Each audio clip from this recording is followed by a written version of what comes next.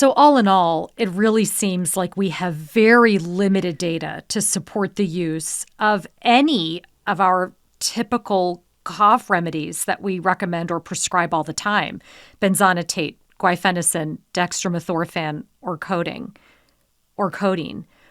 What should we do with this information, Micaela?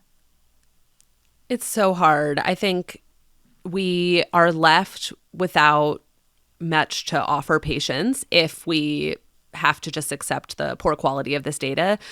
There was a 2017 CHEST guideline on pharmacologic and non-pharmacologic treatment of acute cough that's associated with the common cold, and they actually recommend against the use of over-the-counter cough and cold medications because the data is so poor, and basically just say, until we have better data, we shouldn't be recommending these to patients.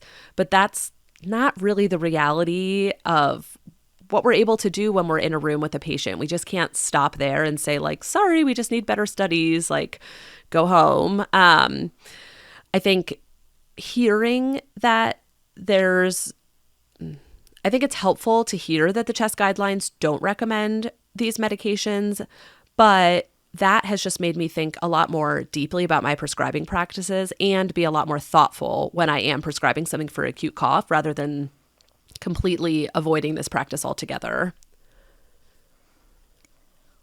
What are some positive, proactive things we can do to show our patients we are committed to helping you feel better right now when I know you feel miserable?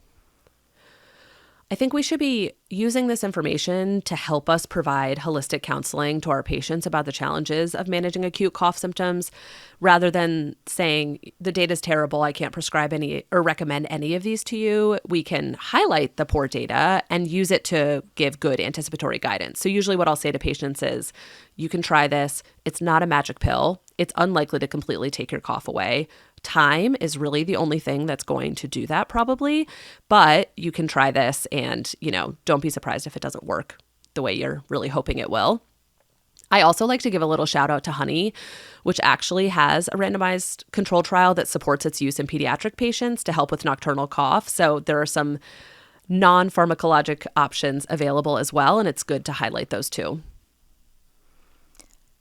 I love what you just said about telling your patient, you can try this. It may not help. And so managing those expectations is so crucial up front.